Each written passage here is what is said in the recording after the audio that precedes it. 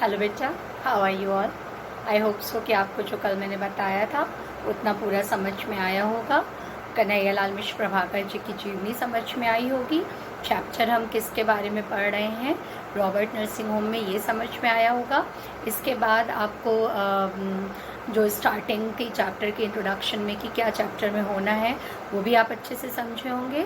और फिर जब मैंने चैप्टर शुरू किया था और उसमें मदर टेरेसा का जो स्टार्टिंग का पोर्शन बताया था वो भी आपको स्टार्टिंग के चैप्टर्स पैराग्राफ समझ में आए होंगे।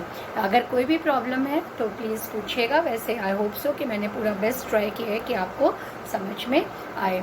इसके बाद देखिए आगे हम लोग मदर टेरेसा की बात कर रहे थे कल वाले उसमें कि मदर टेरेसा को देख करके वो ये अनुभव करते हैं कि मदर टेरेसा जहाँ भी जाती हैं वहाँ पर अपनी मुस्कुराहट ही नहीं बल्कि अपनी हंसी बिखेरती है। यहाँ पर हम लोगों ने ख़त्म किया था कि हाँ मदर तुम हंसी बिखेरती जो हो। डॉक्टर ने अपने जाने कितने अनुभव यो एक ही वाक्य में गूंथ दिए कि डॉक्टर अपने अनुभव से यहाँ पर ये बोलते हैं कि तुम्हारे प्रति जो मेरा अनुभव है वो यही है कि तुम जहाँ भी जाती हो वहाँ पर अपनी हंसी ही बिखेरती हो। ठीक है, इसके आगे देखिए, मैंने भावना से अभिभूत होकर सोचा जो बिना प्रसव किए ही माँ बन सकती है वही 30 रुपये मासिक के योगक्षेम पर 20 वर्ष के दिन और रात सेवा में लगा सकती है और वही पीड़ितों के तड़पते जीवन में हंसी बिखेर सकती है। इस पैराग्राफ को मैं फिर से पढ़ रही हूँ, एक बार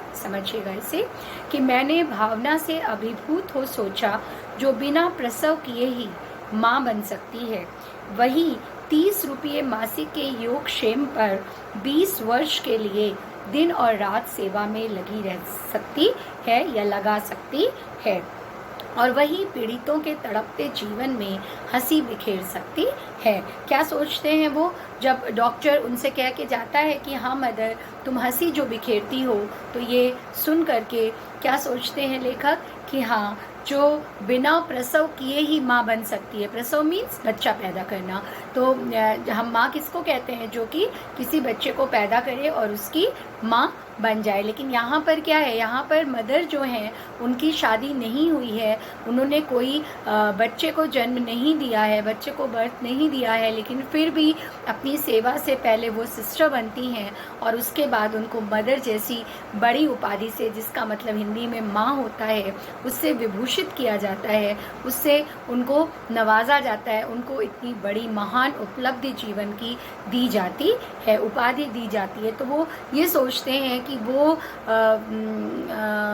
स्त्री ही या वो नारी ही जो बिना प्रसव किए, बिना किसी बच्चे को जन्म दिए माँ कहला सकती है, वही वास्तव में 20 वर्षों तक केवल 30 रुपये मासिक के तनख्वाह पर जो है वो सुबह और शाम रोगियों की सेवा में इस तरह से लीन हो सकती है, लवलीन हो सकती है, तल्लीन हो सकती है, ऐसा लेखक सोचते हैं। और यही नहीं, वही पीड़ितों के तड़पते जीवन में हंसी बिखेर सकती है, जिसको कि अपने आप कह सकते हैं जिसको कि अपने स्वार्थ का ना हो कि मुझे इतना कम पारिश्रमिक मिल रहा है, मुझे इतना कम पैसा मिल रहा है और मैं इतने सालों से यहाँ पर बिना किसी भेदभाव के, बिना किसी स्वार्थ के काम कर रही हूँ, तो वही व्यक्ति ही जो है वो जीवन में निस्वार्थ भाव से कुछ करेगा। वरना जनरली हमारी टेंडेंसी क्या होती है, हमारी टेंडेंसी होती है कि हम जो हैं वो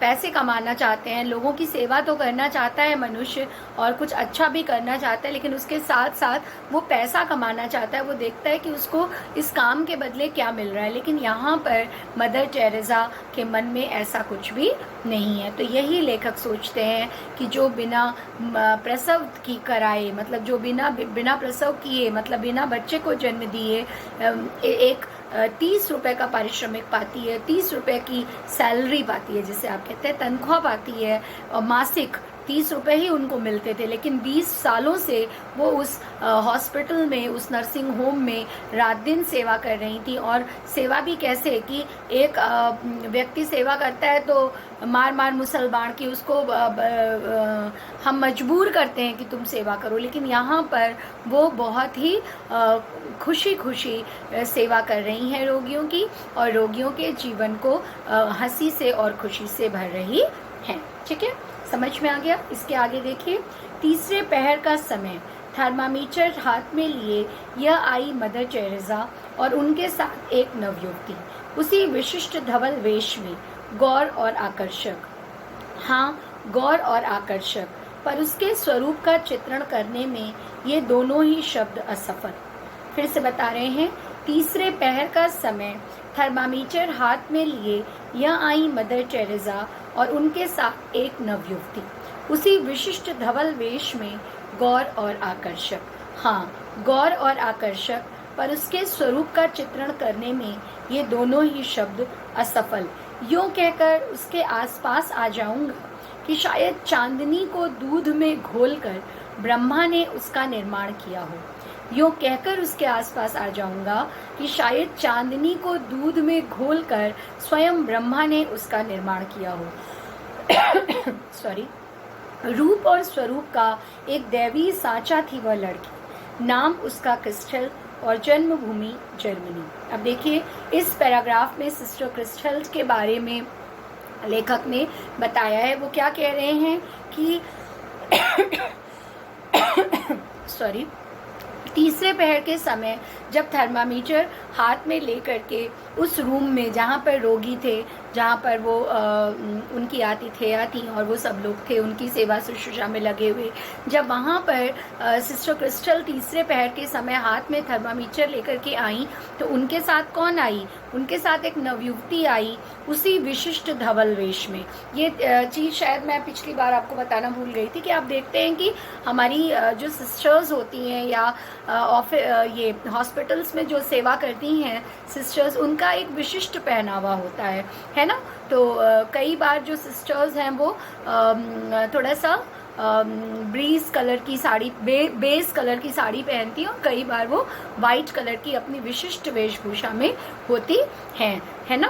जो अपने स्कूल में एक मदर थी जो अब नहीं है, वो अक्सर वो वाइट कलर का पूरा एक ड्रेस अपना पहने रहती थी, आपको वो ध्यान होगा। सिस्टर्स भी जनरली उसी तरह की या उससे मिलती जुलती ड्रेस पहनती हैं। तो यहाँ पर मदर टेरेसा की भी वही ड्रेस थी, और उसके साथ साथ अब जब सिस्टर क्रिस्टल आई हैं तो उन्होंने भी उसी तरह की ड्रेस पहनी हुई है। Okay, is it to understand? I think that you are understanding. Okay, is it to follow now? Okay, तो उसके बाद वो क्या कहते हैं कि उसी विशिष्ट धवल वेश में, कि उसी विशिष्ट धवल मतलब सफ़ेद चांदनी के कलर का कपड़ा उन्होंने पहना है। गौर और आकर्षक, गौर मतलब वो गोरी हैं और आकर्षक बहुत सुंदर दिखाई देती हैं। हाँ, गौर और आकर्षक, पर उसके स्वरूप का चित्रण करने में ये दोनों ही शब्द असफल। वो क्या कह रही हैं कि हाँ, वो गोरी हैं और आकर्षक हैं, अट्रैक्ट करती हैं, लेकिन अगर मैं उनको अच्छे से डिस्क्राइब करूँगा, अगर मैं उनके बारे में सही बोलूँगा, तो ये दोनों शब्द ही जो हैं वो उनको डिस्क्राइब करने में, उनको एक्सप्लेन करने में, उनको बताने में पूर्ण रूप से सफल नहीं हो पा रहे हैं, असफल हैं पूर्ण रूप से। अगर मैं ये कहूँ कि यूँ कहकर उसके आसपास आ जाऊँगा कि शायद चांदनी को दूध में घोलकर स्वयं ब्रह्मा ने उसका निर्माण किया। थोड़ा सा हिंदू फिलॉसफी यहाँ पर आई है कि हिंदू धर्म के अनुसार जो सृष्टि की रचना करता है वो कौन करते हैं? ब्रह्मा जी करते हैं। आपको पता होगा, ये अगर ये पैराग्राफ आता है व्याख्या में तो आपको साहित्यिक विशेषता में बेटा लिखना होगा कि हिंदू धर्म के अनुसार या हिंदू दर्शन के अनुसार ब्रह्मा इस सृष्टि की रचना करते हैं, विष्णु भगवान उसका पालन करते हैं और शंकर भगवान उसका संहार करते हैं। तो यहाँ पर उन्होंने उन्हीं ब्रह्मा देवता को या ब्रह्मा जी को लाए हैं लेखक की।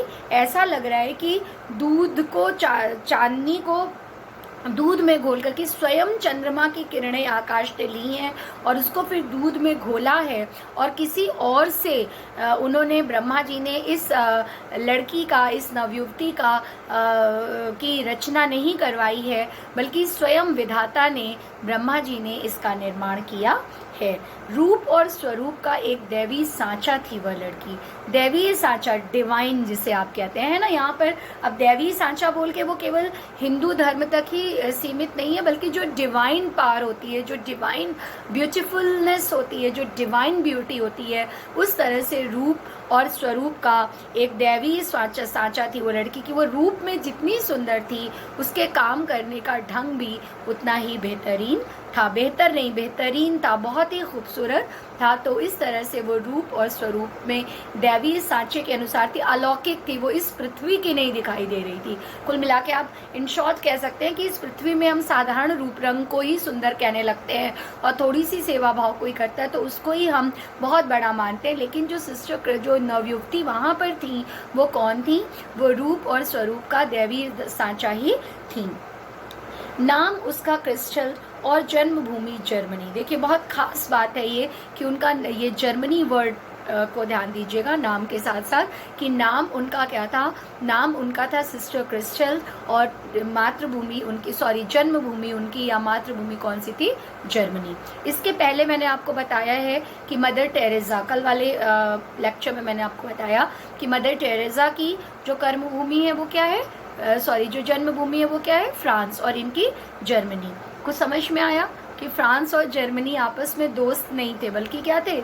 बहुत कट्टर दुश्मन थे द्वितीय विश्व युद्ध के समय। ओके, तो आगे का आगे के चैप्टर के कुछ पैराग्राफ्स जो हैं वो इसी पर आधारित हैं।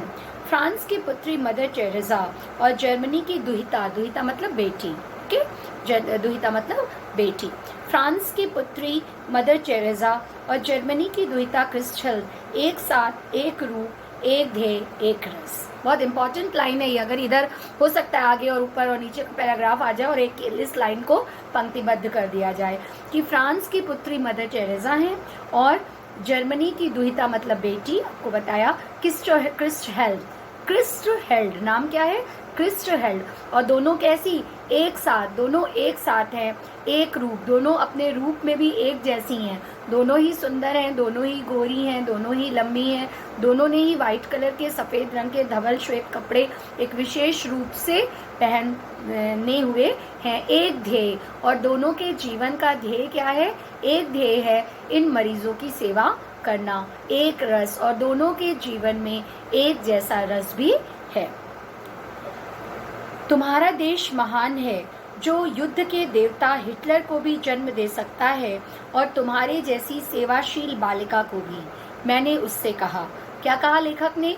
कि तुम्हारा देश महान है, जो युद्ध के देवता हिटलर को भी जन्म दे सकता है और तुम्हारे जैसी सेवाशील बालिका को भी।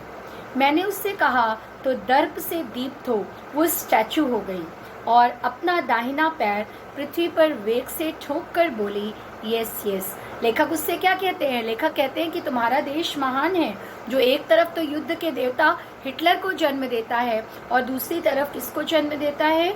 दूसरी तरफ तुम्हारी जैसी सेवाशील, सेवा में संलग्न बालिका को जन्म देता है। तो जब उन्होंने ऐसा कहा उन सिस्टर क्रिस्टल से, तो दर्प से दीप्त हो वह स्टैचू हो गई। वो दर्प से, दर्प मतलब घमंड, एक क्षण के लिए उसके चेहरे पर जो है वो गर्व, यहाँ पर घमंड नहीं सही शब्द है, यहाँ पर गर्व होगा कि एक सेकंड के लिए उसका जो चेहरा था वो बिल्कुल गर्व से भर गया कि वाह, मेरी इतनी तारीफ हो रही है। और वो स्टैचू हो गई, एक मूर्ति की तरह स्थिर हो गई और अपने पैर के, दाहिने पैर के अंगूठे से पृथ्वी को ठोकते हुए बोली, यस यस। कि हाँ, इसका मतलब क्या है कि हाँ, आप ठीक कह रहे हैं कि जो मेरा देश जर्मनी है वो अगर एक तरफ युद्ध के प्रणेता हिटलर को जन्म दे सकता है, तो दूसरी तरफ मेरी जैसी सेवाशील बालिका को भी जन्म दे सकता है, जिसके जीवन का ध्येय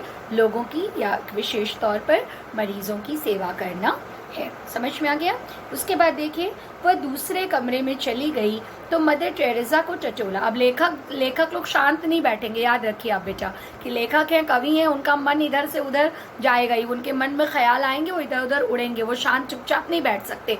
तो जब वो देखते हैं तो वो क्या कहते हैं? वह दूसरे कमरे में चली गई तो मदर टेरेसा को टटोला। आप इस जर्मन लड़की के साथ प्यार से रहती हैं? बोली, हाँ, वह भी ईश्वर के लिए काम करता है। ये मदर टेरेसा लेखक पूछ रहे हैं कि आप वो जर्मनी की बेटी है, उसके साथ क्या आप प्यार से रहती हैं? क्या मतलब हुआ इसका, जबकि वो आपके देश के दुश्मन जर्मनी की बेटी है ना, और आप फ्रांस की बेटी है, तो क्या आप उस जर्मन लड़की के साथ प्यार से रहती हैं? बोली। कौन बोली? Mother Teresa. हाँ, वह भी ईश्वर के लिए काम करती है और मैं भी, फिर प्यार क्यों ना हो। मैंने नश्तर चुभाया, पर फ्रांस को हिटलर ने पददलित किया था, यह आप कैसे भूल सकती हैं। नश्तर तेज था, चुभन गहरी। बहुत अच्छी बात कही है। ये बोर्ड के लिए तो जो इम्पोर्टेंट है वो है ही है बेटा, हमारे और आपके सीखने के लिए इसमें बहुत कुछ है। प्लीज़ इसको थोड़ा ध्यान से देखिएगा कि वो कहती हैं कि हाँ, वह भी ईश्वर के लिए काम करती है और मैं भी, फिर प्यार क्यों ना हो। कितनी बड़ी बात कि हाँ, वो भी तो ईश्वर की सेवा कर रही है, लोगों की, इंसानों की सेवा करके वो ईश्वर की सेवा कर रही है, और मैं भी ईश्वर के लिए काम कर रही हूँ इन मनुष्यों की सेवा करके, तो क्यों नहीं। लेकिन लेखक भी चुप कहाँ रहने वाले थे, लेखक तो लेखक हैं, वो कुछ ना कुछ उनको छेड़ेंगे। तो उन्होंने क्या बोला? मैंने नश्तर चुभाया, मतलब कड़वी बात कही, पर फ्रांस को हिटलर ने पददलित किया था, यह आप कैसे भूल सकती हैं। नश्तर तेज था, चुभन गहरी, पर मदर का कलेजा उससे अछूता रहा। बोली, हिटलर बुरा था, उसने लड़ाई छेड़ी, पर उससे इस लड़की का भी घर ढह गया और मेरा भी, हम दोनों एक। कितनी बड़ी बात। देखे, हम लोग ज़रा सी बात में हम और आप और हम और आप घबरा जाते हैं, थोड़ी सी बात में हम परेशान हो जाते हैं, एक दूसरे से लोग नफ़रतों की दीवारें पाल लेते हैं। और यहाँ पर इतनी बड़ी बात लेखक ने बोली कि आपको उस जर्मन की लड़की से प्यार है, तो पहले तो वो कहती है कि क्यों ना प्यार हो, क्योंकि हम दोनों ईश्वर के लिए काम कर रहे हैं, हम दोनों रोगियों की जो सेवा कर रहे हैं वो ईश्वर के लिए कर रहे हैं, हम दोनों के जीवन का एक ध्येय है, एक रस है, एक ही रस में हम लवलीन हैं, तो भला हम क्यों नहीं उससे प्यार करेंगे। लेकिन वो कहते हैं कि लेकिन आप ये मत भूलिए कि उसके देश के राजा हिटलर ने आपके फ्रांस में जो है वो क्या किया था, वो लड़ाई छेड़ी थी और उसको जो है वो ढहा दिया था, आपके घर को ढहा दिया था। फिर भी तो वो क्या कहती हैं कि हाँ, हिटलर बुरा था, उसने फ्रांस को पददलित कर दिया था। पददलित मतलब उसकी गद्दी केवल ढाया नहीं था, बल्कि फ्रांस को पददलित कर दिया था, मतलब फ्रांस के राजा की गद्दी उसने जो है वो फ्रांस के नेता की छीन ली थी। फिर भी आप उसको प्यार करती हैं। तो वो कहते हैं हाँ, हिटलर बुरा था, उसने लड़ाई की, तो जो लड़ाई की उससे इस लड़की का घर भी ढह गया और मेरा भी घर ढह गया, मतलब मेरा घर भी टूटा, इस लड़की का भी घर टूटा, तो हम दोनों एक। कितनी बड़ी बात कही है। फिर देखिए यहाँ से बेटा व्याख्या का पोर्शन भी आपका शुरू होता है। अभी मैं आपको बताती हूँ कहाँ से। हम दोनों एक। मदर टेरेसा ने झूम में इतने गहरे डूब कर कहा कि जैसे मैं उनसे उनकी उस लड़की को छीन रहा था और उन्होंने पहले ही दांव में मुझे चारों खाने चित्त दे मारा। कि लेखक तो बहुत सोच रहा था कि अब मदर टेरेसा कुछ बोलेंगी, कुछ कड़वी बात बोलेंगी, कुछ अपने दिल की बातों को कहेंगी, लेकिन उन्होंने ऐसा एक दांव दे मारा कि लेखक यहाँ पर चित्त हो गया। तो देखिए, नश्तर तेज था, चुभन गहरी से पैराग्राफ आ सकता है। और इसके पहले जहाँ पर मैंने आपको बताया था कि मैंने भावना से अभिभूत होकर सोचा, जहाँ से मैंने आज चैप्टर शुरू किया है कि जो बिना प्रसव किए ही माँ बन सकती है, वही 30 रुपये मासिक के योगक्षेम पर 20 वर्ष के दिन और रात सेवा में लगा सकती है, और वही पीड़ितों के जीवित तड़पते जीवन में हंसी बिखेर सकती है। तो ये पैराग्राफ, फिर उसके बाद इसके बाद का तीसरे पहर का समय वाला पैराग्राफ, क्यों नाम उनका था क्रिस्टल और जर्मनी, रूपभूमि जर्मनी। तो याद रखिएगा कि लास्ट लाइन हमेशा बोर्ड में काट देते हैं। यहाँ तक आता है रूप और स्वरूप का एक दैवी सांचा थी वो लड़की, कि आप खुद से बता सकें कि ये किसके बारे में बात हो रही है। तो ध्यान रखिएगा, आप ध्यान रखना बेटा तुम लोग कि किसके बारे में बात हो रही है। ये बात हो रही है सिस्टर क्रिस्टल के बारे में। फिर यहाँ से देखिए, मदर चली गई, मैं सोचता रहा, मनुष्य मनुष्य के बीच। यहाँ से मनुष्य मनुष्य के बीच, मनुष्य ने ही कितनी दीवारें खड़ी की हैं। बहुत प्यारा पैराग्राफ है ये, बहुत सुंदर। कि कि मदर चली गई और मैं सोचता रहा कि मनुष्य मनुष्य के बीच, मनुष्य ने ही कितनी दीवारें खड़ी की हैं। ऊंची दीवारें, मजबूत दीवारें, भूगोल की दीवारें, फौलादी दीवारें, जाति वर्ग की दीवारें, कितनी मनहूस, कितनी नगण्य, पर कितनी अजय। बहुत बड़ी बात यहाँ पर लेखक कह रहे हैं कि सिस्टर तो चली गई, लेकिन मैं ये सोचता रहा कि मनुष्य और एक मनुष्य से दूसरे मनुष्य के बीच में, वो कह रहे हैं लेखक यहाँ पे कि एक मनुष्य से दूसरे मनुष्य के बीच में लोगों ने, मनुष्य ने ही कितनी ज़्यादा दीवारें जो हैं वो खड़ी कर दी हैं। क्योंकि यहाँ पर इनके कहने का तात्पर्य क्या है? इनके कहने का तात्पर्य ये है बेटा कि मदर टेरेसा जो हैं, अगर मान लीजिए आपको व्याख्या के लिए आ जाते तो आप कैसे लिखेंगे कि जो मदर टेरेसा हैं वो फ्रांस की निवासी थी, है ना, और जो ये सिस्टर क्रिस्टल है वो जर्मनी की निवासी थी, उनके शत्रु देश की निवासी नहीं थी, जर्मनी की निवासी वो जो है वो थी। लेकिन यहाँ पर दोनों में बहुत प्रेम है, क्योंकि दोनों के जीवन का जो ध्येय है वो एक है, और इसलिए उन दोनों में बहुत प्रेम है। और जब लेखक उनसे कौतूहलवश पूछते हैं, जिज्ञासावश पूछते हैं कि क्या आपको इस लड़की से प्रेम है, तो वो कहती हैं कि हाँ, क्यों नहीं होगा, क्योंकि उन्होंने हमको ईश्वर ने बनाया है, और हम दोनों के दोनों जो हैं वो ईश्वर के लिए ही काम कर रहे हैं, और इसलिए वो दोनों एक हैं। लेकिन वो लेखक सोचने लगे कि यहाँ पर हम मनुष्यों के बीच में मनुष्य से ही मनुष्य को लड़ाने के लिए, ध्यान रखिएगा कि मनुष्यों के बीच में मनुष्यों ने ही मनुष्य को लड़ाने के लिए, एक मनुष्य से दूसरे मनुष्य को लड़ाने के लिए भेदभाव की कितनी दीवारें पैदा की हैं। कौन कौन सी दीवारें हैं? वो ऊंची दीवारें। कहीं पर आप देखते हैं कि एक घर से दूसरे घर की दीवार या एक देश से दूसरे देश की दीवार ऊंची होती है, कहीं पर मजबूत फौलादी दीवारें सॉरी। फिर अगर पड़ोसी से लड़ाई हो जाती है या लोगों से लड़ाई हो जाती है तो लोग जो हैं वो फौलाद की, लोहे की दीवारें बनवा देते हैं। भूगोल की दीवारें, जहाँ पर एक देश जो है वो दूसरे देश से अपनी सीमा, आप ज्योग्राफी में आप क्या पढ़ते हैं? ज्योग्राफी में सबसे पहले आप क्षेत्रफल पढ़ते हैं किसी देश का, कि जो भूगोल है वो, या जो देश के विश्व के लोग हैं, नेता लोग हैं, उन्होंने कैसी दीवारें, ऊंची फौलादी दीवारें या भूगोल की दीवारें खड़ी कर दी हैं कि ये भारत है, ये पाकिस्तान है, ये इंडिया है, ये चाइना है, ये नेपाल है, ये रूस है, ये अमेरिका है। तो भौगोलिक दीवारें, जिसको भूगोल के द्वारा, ज्योग्राफी के द्वारा हमने बांटा हुआ है। जाति और वर्ग की दीवारें। फिर धर्म की नहीं, धर्म तो है ही, धर्म में तो हम हिंदू, मुस्लिम, सिख, ईसाई सब आपस में भाई भाई कहते ही हैं।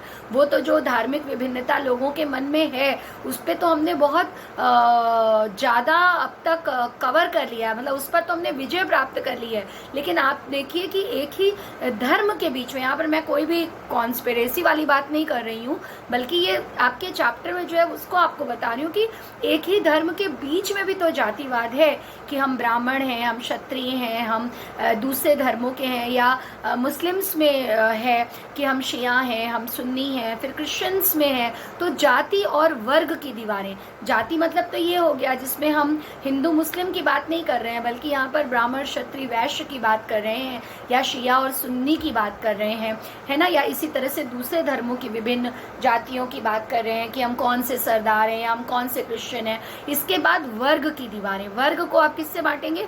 वर्ग में जाति नहीं आएगी, वर्ग में आएगा पैसा। पैसे की दीवारें लोगों ने खड़ी कर रखी हैं। कौन सी पैसे की दीवारें? कि अमीर वर्ग, उच्च वर्ग, मध्यम वर्ग और फिर निम्न वर्ग। इसको आप इसी तरह से शब्दों को संभाल करके लिखेंगे, उच्च वर्ग, निम्न वर्ग और मध्यम वर्ग। फिर उच्च में भी डिवाइड किया गया है, उच्च वर्ग, उच्च मध्य वर्ग, निम्न उच्च वर्ग। इसी तरह से मध्यम वर्ग में मध्यम उच्च वर्ग, मध्यम मध्यम वर्ग, निम्न मध्यम वर्ग। इसी तरह से निम्न में निम्न उच्च वर्ग, निम्न मध्यम वर्ग और निम्न निम्न वर्ग, जिसके पास बिल्कुल कुछ भी नहीं है खाने पीने को, है ना। तो ये सारी भौगोलिक दीवारें जो हैं वो लोगों ने खड़ी की हैं। कितनी मनहूस, मनहूस मतलब, मनहूस किसको कहते हैं? जो कि बुरा, जिसको देख करके हम बुरा महसूस करें, दुखी महसूस करें, जिसको देख करके हमारे मन में डर उत्पन्न हो जाए या हम उस चीज़ से घबरा जाएं, दैट इज़ कॉल्ड मनहूस। तो ये कितनी मनहूस दीवारें हैं कि हम लोगों को आपस में उस दीवारों के कारण एक मनुष्य दूसरे मनुष्य को बांट रहा है।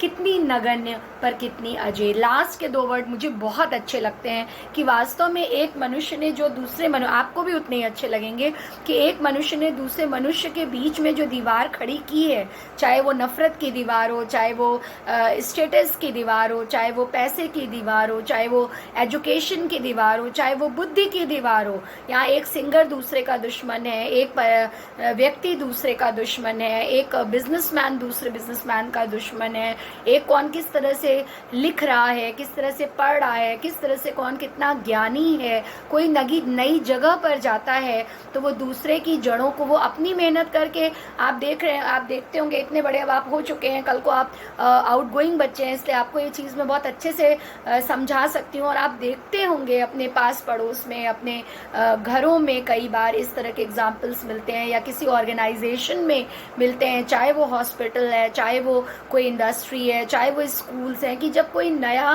व्यक्ति आता है वहाँ पे किसी इंडस्ट्री में काम करने, तो इसकी जगह कि वो स्वयं में मेहनत करे, वो मेहनत नहीं करता, बल्कि वो जो जमे हुए वहाँ पर लोग हैं उनकी जड़ों को काटने की कोशिश करता है, झूठ से, प्रपंच से, चापलूसी करके, किसी को कुछ दे ले करके। मतलब वो चाहता है कि वो कम मेहनत में अपना स्थान बना ले। तो ये सब चीज़ें क्या हैं? ये एक्चुअली ये इस तरह की दीवारें हैं जो बहुत ही मनहूस है, बहुत ही नगण्य है, लेकिन कितनी अजेय नगण्य है वो ये दीवारें कुछ नहीं है। अगर हम व्यक्ति से व्यक्ति का भेद हटा देंगी, अपने मन को दूसरों के प्रति प्रेम से भर लेंगे, तो ये दीवारें कुछ भी नहीं है। लेकिन कितनी अजेय कि यदि एक व्यक्ति दूसरे व्यक्ति को अपना दुश्मन समझने लगता है, तो दूसरा जो मान लीजिए ए जो है वो ए है और बी है, मान लीजिए ए बहुत अच्छा है लेकिन बी उसको अपना दुश्मन समझ रहा है, तो ए अपनी जान भी दे देगा तो भी बी उसको अच्छा नहीं समझेगा। इसका मतलब ये है कि ये दीवारें हैं तो बहुत नगण्य, 1 मिनट में दिल की दीवार दूर की जा सकती है, लेकिन ये उतनी अजेय हैं क्योंकि व्यक्ति अपने घमंड में या अपने रौब में रहता है, अपने पैसे का, अपने रुतबे का, अपनी बुद्धि का, अपनी चीज़ों का घमंड करता है, और इस तरह से वो व्यक्ति जो है वो इन दीवारों को कभी भी पार करने की या इन दीवारों को कभी भी गिराने की कोशिश नहीं करता है। तो हमें यहाँ पर इस चैप्टर से लेखक कहते हैं कि सिस्टर क्रिस्टल से और ख़ास तौर से मदर टेरेसा से ये सीखनी चाहिए कि भेदभाव को बढ़ाने में मनुष्य ही सहायक है, लेकिन यदि मनुष्य चाहेगा, भेदभाव को बढ़ाने में मनुष्य ही सहायक है, लेकिन यदि मनुष्य चाहेगा तो मनुष्य ही इन भेदभावों को दूर भी कर सकता है। समझ में आ गया? क्योंकि मनुष्य ही इन भेदभावों को मिटा सकता है और फिर से प्यार कर सकता है, फिर से दोस्ती कर सकता है और अपने रिश्तों को, आपसी रिश्तों को फिर से मजबूत कर सकता है। सो आई होप सो कि आपको ये पैराग्राफ बहुत अच्छे से समझ में आया होगा। Thank you.